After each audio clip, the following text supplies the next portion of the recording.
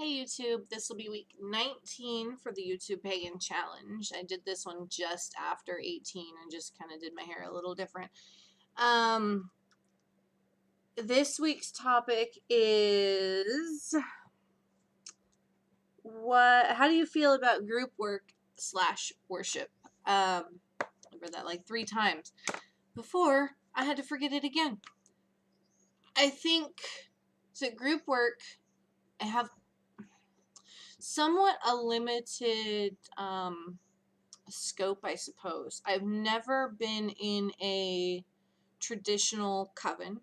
That being said, I have had experiences leading rituals that were open to the public, and experiences with friends and family, and also experiencing or partaking in rituals that are kind of outside my own path, but is group dynamics. Those are sort of in I can't even say informal, but it's more of gathering of friends that are, some of them might be friends of friends to me, but it's still like a community and a group coming together. So a little bit of an interim between just being open to the public, because it's been invite only. I have found that there are benefits to each. For one thing, like the public group workings has the huge benefit of helping those who may have been solitary and completely on their own go and hang out and kind of be an observer and scope out and kind of get that feeling of like, oh hey, I have been doing this correctly all along. Not that there's a right or a wrong way, but like when you're solitary and you're just doing your rituals at home that you kind of got out of a book, like you know that other people have done these things, but there's still something about it that you're kind of like, am I doing it right?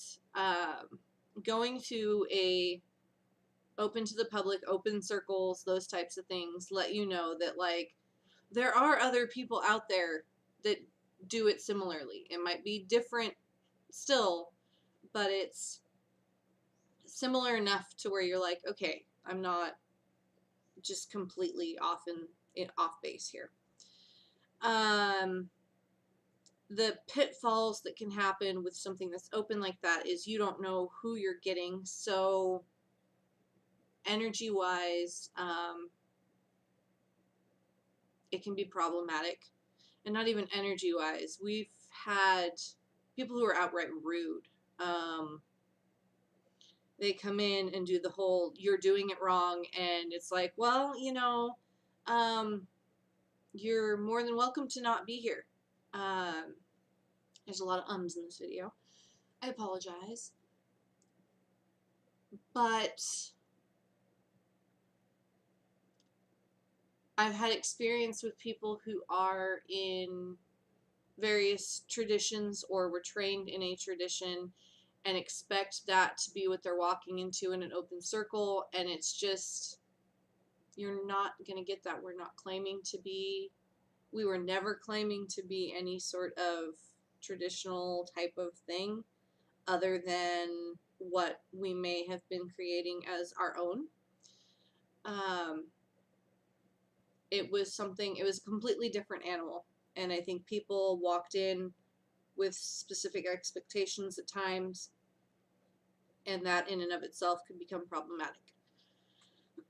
I think even if you are in a group, it's like Thorne said in her video, deep down we're all solitary. At the end of the day, you have to go home, and even a family practice, because we do things here.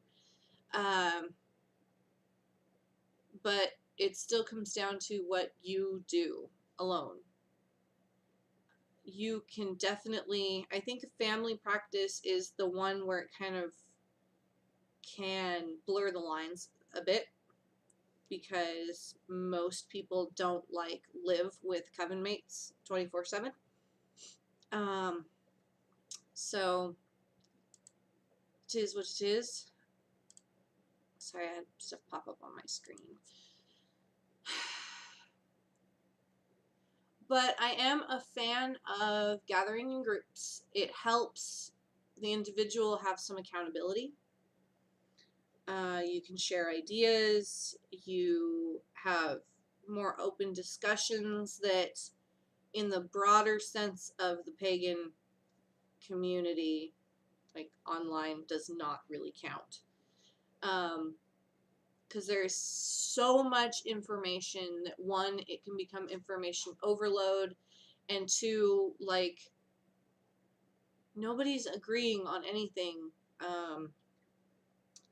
You go on forums and it's rehashing the same things over and over and over again, and there's no coming to a consensus. It's at best people agree to disagree until the topic comes up again. Now, when you are in a smaller group that is not the larger pagan community, especially online, I have found two things. One is my personal experience with people face to face is completely different with my experience of people online,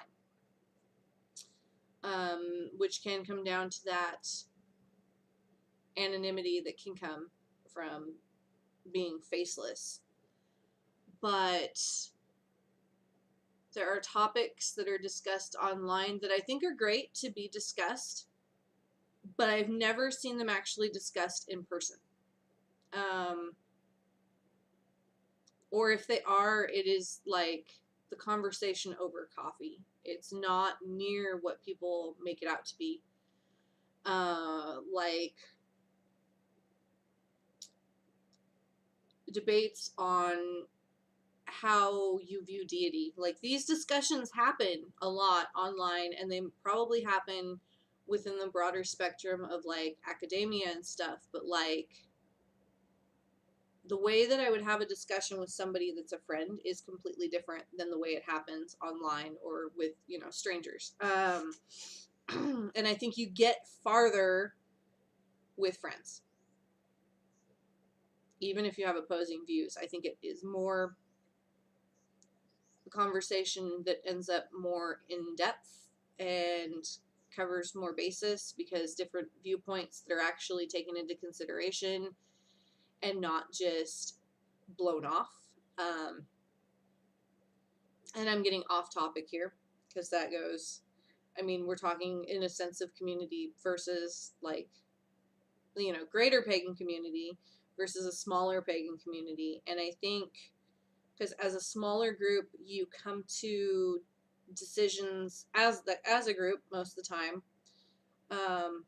There are certainly times where your kind of authority figure, your high priest or high priestess, can make decisions for the group, but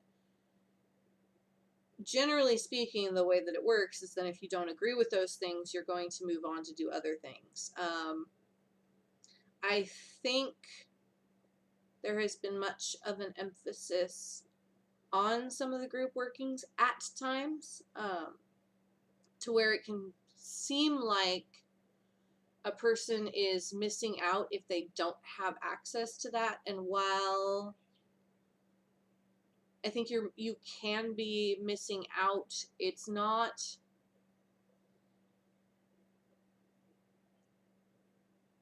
something that is necessary.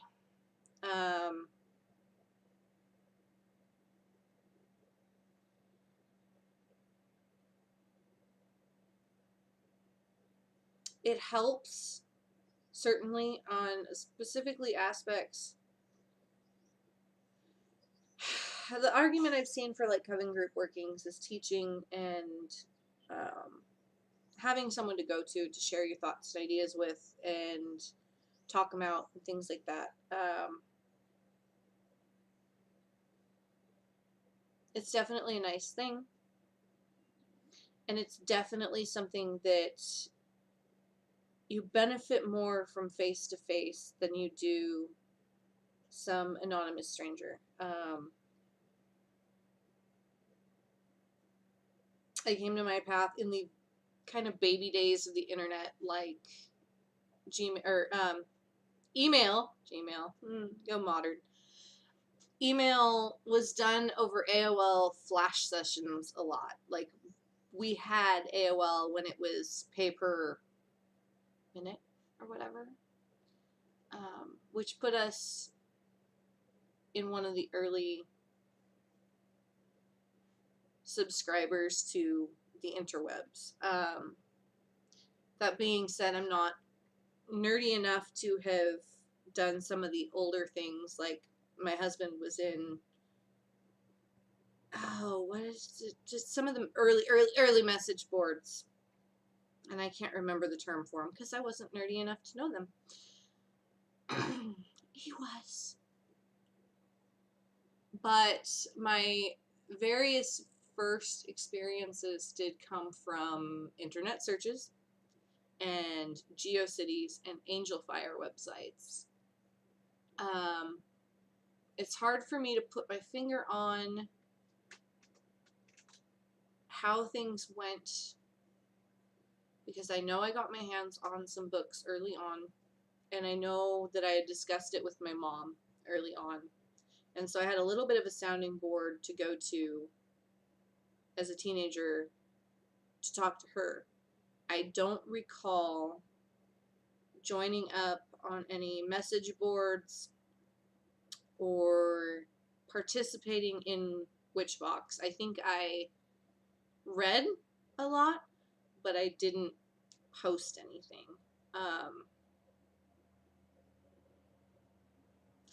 We had tried at one point, excuse me, to go to a group now no longer existing. It was called the SPA. I actually know some of the people who were in it. It's just something that dissolved. But it was the Spokane Pagan Alliance. And it was they were having a Sabbath or something in one of the local parks. And we showed up, and being kind of new to the community, weren't like, oh, hey, is this so-and-so? You know, we didn't introduce ourselves or anything. We just kind of stood at the distance. So nothing became of that. Which I've mentioned, I think, in another video, that particular instance. We were frequenting quite often, my mom and myself, and then her friend, the local metaphysical bookstore, which no longer exists. How things change over the course of nearly 20 years.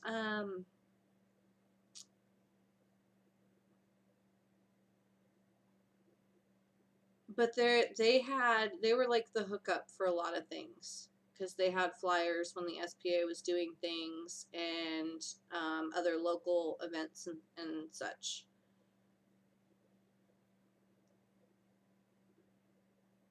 But I hadn't had any experience aside from attempts in high school to kind of unify friends, because, you know, if one person is reading things, then their friends have to read it too. And so you think like, oh, hey, my friends and I get together and we'll be a circle, right?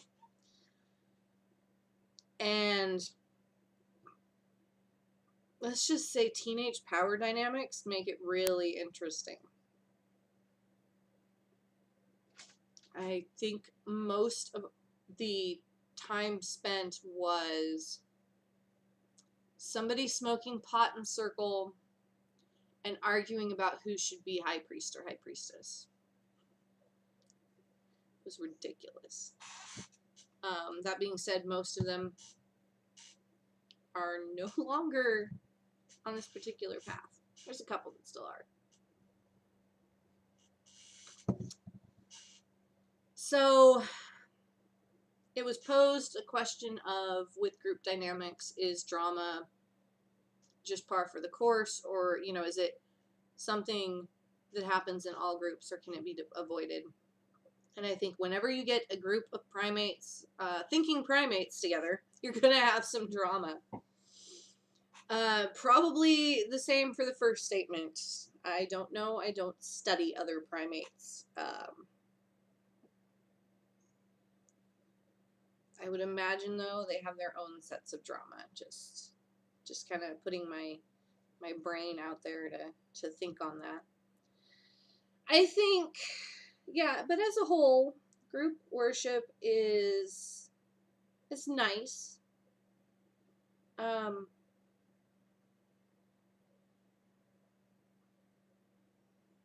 It's definitely something that should be sought out, at least to try it. But like I said, I don't think it is necessary. It has definite perks.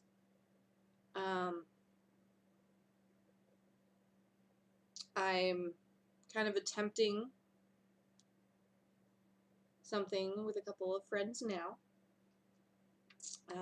And there's definite crossover between a couple of different things, including the IAPG as a whole. Although I haven't been attending anything with IAPG as of recent. Once I stepped down from the council, I just kind of realized that the burnout was like, I needed a break. And it's funny that it was burnout. I think it was more burnout from just the general public side, especially when you combine it with the greater online pagan community and our endless debates of nothingness not endless debates of nothingness, endless debates of getting nowhere. Like, nothing is ever resolved. Most people just agree to disagree. I think I've rambled on enough for this particular video, and till next time.